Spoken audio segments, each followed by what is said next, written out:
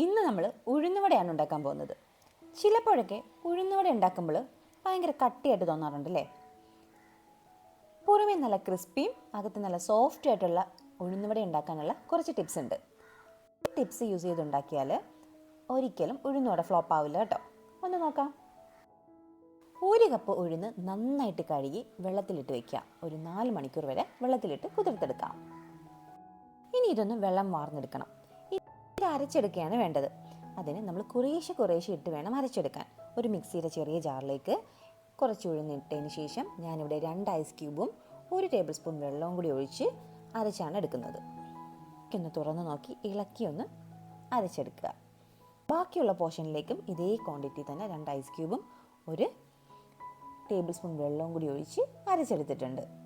വെള്ളം കൂടിക്കഴിഞ്ഞാൽ നമുക്കിതിനെ ഷേപ്പ് ചെയ്യാൻ ബുദ്ധിമുട്ടാണ്. അതുകൊണ്ട് വെള്ളം യൂസ് ചെയ്യുമ്പോൾ വളരെ ശ്രദ്ധിച്ച് വേണം യൂസ് ചെയ്യാനായിട്ട്. ഐസ് ക്യൂബ്സ് ഇടുന്നത് ഈ മാവ് ചൂടായി പോവാതിരിക്കാനാണ്. അങ്ങനെ ചെയ്യുമ്പം നല്ല സോഫ്റ്റ് ആയിട്ടുള്ള ഉഴുന്നുവട ഉണ്ടാക്കിയെടുക്കാൻ പറ്റും. ഫസ്റ്റ് ടിപ്പ് ഇതാണ്. ഐസ് ക്യൂബ്സ് ഇട്ട് മാവ് അരച്ചെടുക്കുക. ഇതൊരു ബൗളിലേക്ക് മാറ്റി വെക്കുക.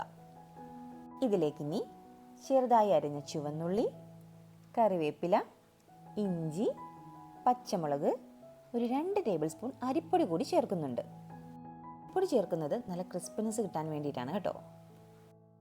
1 ടീസ്പൂൺ കായപ്പൊടി, പിന്നെ ആവശ്യത്തിന് ഉപ്പും ചേർത്ത് കൈകൊണ്ടൊന്ന് മിക്സ് ചെയ്തെടുക്കുക. ഇതാണ് ഇതിൻ്റെ സെക്കൻഡ് ടിപ്പ്. ഒരു വിസ്ക് ഉപയോഗിച്ച് നന്നായിട്ടൊന്ന് മിക്സ് ചെയ്തെടുക്കുക. ഒരു 5 മിനിറ്റോളം നന്നായിട്ടൊന്ന് മിക്സ് ചെയ്തെടുക്കുക. ബീറ്റർ ഉപയോഗിച്ച് ചെയ്യുന്നവർക്കും ചെയ്യാം, കൈ ഉപയോഗിച്ച് ചെയ്യുന്നവർക്കും ചെയ്യാം. ഞാനൊരു വിസ്ക് ഉപയോഗിച്ചാണ് ഒരു 5 മിനിറ്റോളം ഒന്ന് നന്നായിട്ടൊന്ന് മിക്സ് ചെയ്തെടുക്കുക. ഞാനിതൊരു അരമണിക്കൂർ ഒന്ന് ഫ്രിഡ്ജിൽ വെക്കും. ഇതിൻ്റെ എക്സ്ട്രാ മോയ്സ്ചർ കണ്ടൻ്റ് ഒക്കെ ഉണ്ടെങ്കിൽ അതൊക്കെ ഒന്ന് പോയിട്ട് കുറച്ച് മാവ് കട്ടിയായിട്ട് വരും. അതിന് വേണ്ടിയിട്ടാണ്. തന്നെ ഉണ്ടാക്കിയാലും നല്ലതാണ്.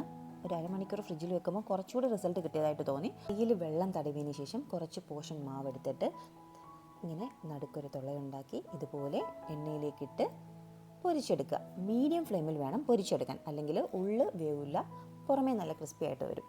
അങ്ങനെയൊക്കെ ഇടുമ്പോൾ വളരെ സൂക്ഷിച്ചിടണം. കൈയൊന്നും എണ്ണയിലിടാൻ പാടില്ല. നല്ല ഇതൊന്ന് പ്രാക്ടീസ് ഉള്ളവർക്ക് ഇത് എളുപ്പമാണ്. ആദ്യം ചെയ്യുന്നവർക്ക് കുറച്ച് ബുദ്ധിമുട്ടായിരിക്കും. കയ്യിൽ ഹോൾ ഇട്ടിട്ടിടുമ്പം കുറച്ച് ശ്രദ്ധിച്ച് വേണം ഇടണം. കുറേശ്ശെ മാവെടുത്ത് ഇങ്ങനെ ചെയ്ത് നമുക്ക് ഉഴുന്നുവട എല്ലാം ഫ്രൈ ചെയ്തെടുക്കാം. നോക്കിക്കേ, നല്ല ക്രിസ്പി ആയിട്ടും സോഫ്റ്റ് ആയിട്ടുള്ള ഉഴുന്നുവടയാണ്. ഇത് ചമ്മന്തിയുടെ കൂടെയൊക്കെ ചേർത്ത് കഴിച്ചാൽ നല്ല സ്വാദാണ്. അപ്പോൾ ഈ ടിപ്സൊക്കെ ഫോളോ ചെയ്തിട്ട് ഉഴുന്നുവട ഉണ്ടാക്കിയിട്ട് അഭിപ്രായം പറയണേ.